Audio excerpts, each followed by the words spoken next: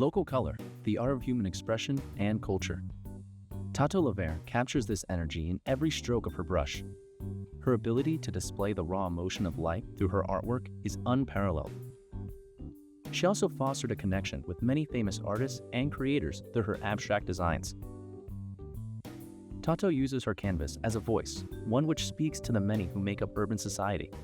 Some admirers say her work allows them to delve into a mindset they had never imagined, even those who have never stepped foot into a city. Lovere's pieces consistently ask questions. She puts emphasis on the oddities of our changing times and how important it is to resist authority. People who view her creations now can understand the complex mindset of urban appreciation and counterculture. These are the creations of Tato Lovere and the village behind the brush.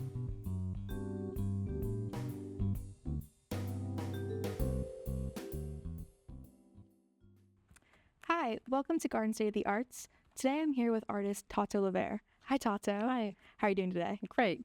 How are you? Good. Thank you for being here. Of course. So tell us, how did your journey into the world of painting begin? The journey kind of started when I was about 2018 or so. It came from actually a dear friend of mine who was passing. He was on the West Coast, I'm on the East Coast, and I wanted to show him what New York looked like since he would not be able to travel and never see New York.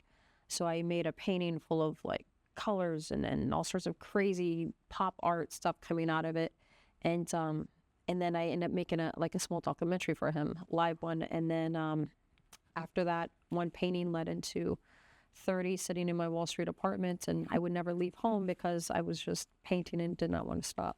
That's very sweet.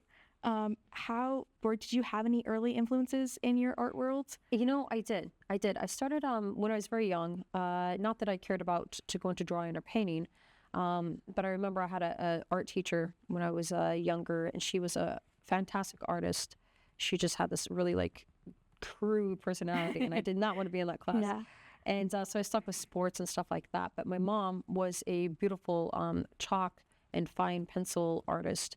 We would have to sit as kids, for 4 straight hours, not moving our faces. And we had all these bizarre, nice, but kind of bizarre, faces as a kid. I'm just like, and she'd make us sit there and get every fine drawing until it was perfect for her. And then she would collect these of us. And so watching her artwork over the years, I felt I could never do something like that. I can't make a circle for heaven's sake. But so those were my early influences. And then I just started becoming more influenced as time went on by others around me.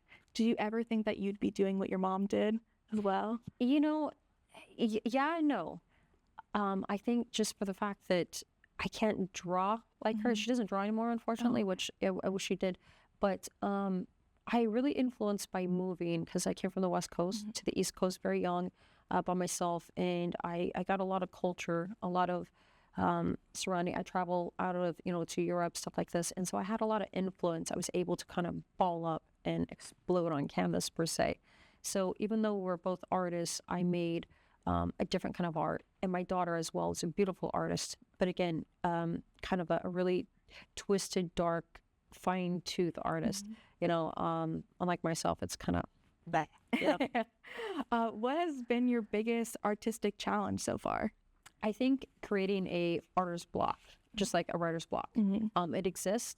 I've run into it quite a few times, but I will create several paintings a week for clients. But then for some reason, there's that one painting that I cannot I will always start over. So it kind of has a thicker layer of paint and et cetera. And I will have to come back to it, a couple days later, find myself at 3 a.m, still trying to make this painting work. Have you found a recipe to overcome this? Man. It's so hard because art is art. You kind of look at it, but it's really still somebody, if an artist is connected to their painting, it's going to frustrate them if it's not perfect to them. Even though you look at my art, not every line is perfect. I don't want it to be.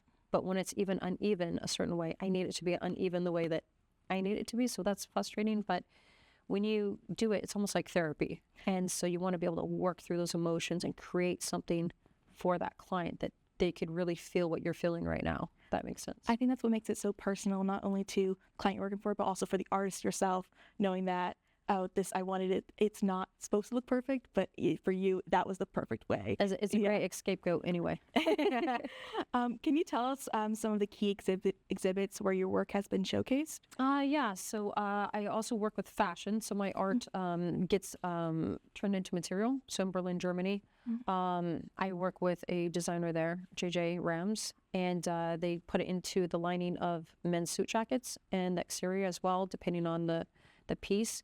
And then I also work with ITO, who's a Japanese designer, and he's in Los Angeles. And then I work with one also in New York. So I could either do it raw, or they'd go ahead and make silk of my canvases and merge it into clothing, which is really a cool twist because I love both. I love the canvas and I love the material. But so it will be exhibited in their shops. And then when it comes to galleries, it's throughout New York, London, New Jersey. So this is where I hold usually my shows or my galleries. Well, we actually have some footage of you working in your studio. Could you talk us through your art process? Of course. In this? Yeah, sure. So what do we see here?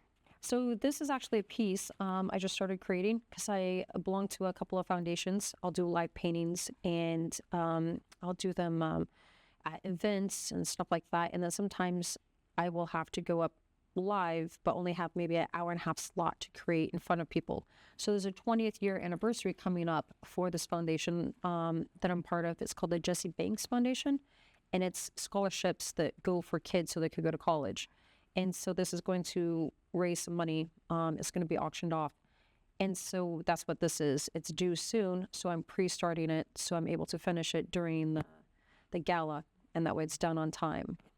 In your paintings, do you use any symbolism or motifs like we see in this one? Yeah, definitely. So after I am done here, I will, and I usually paint with my hands. So I'm trying to use the brush here, which, it's, I know it seems so weird, but moving it with my hands is so much easier. But so there will be poetry all over this. This is a love story. I just came back from Ireland, and the guy on the left in this painting you will see is kind of the statuist, type guy. The woman is kind of this nudist figure of this woman, and it's a love story. It's called Disfigured Love. He's kind of disfigured, but she sees him just as the most handsome thing. And so this is going to be a very much love poetic type poetry all over this. And I always use the number 23 and 93 throughout my work. That's the two people I love the most in the world. And so I always incorporate them somewhere in the art pieces. Oh, that's beautiful. Well, thank you. Thank you. But this will be full of color and excitement when this is finished. Do you find yourself gravitating to a certain color through your work? Oh man, not necessarily. So this blue that I'm doing here, I just think is going to really bounce back, and when I incorporate that red, yeah, it's one of those things where by the time I wrap it up with poetry and everything else, everything will change 110% more. But the woman will be created. She'll have different symbols, and then you'll see all the different colors just really pop. And even though you see blue, that blue might not be there. Next week, I might change that. Wow, that's amazing. Just because random. No, it's amazing. Have you received any awards or been recognized for your art? So I'm actually on another committee, another board as a art judge, and this is for the Heather Choi Foundation, and it's called Show Me Your Heart. And it's also so kids could go to school, but they're all for art. And so this is something that's really cool to be on and to be recognized as one of those teachers or judges for this art community through Hackensack Hospital. And then we are going to go ahead and merge my next project, which I'm very happy and proud for.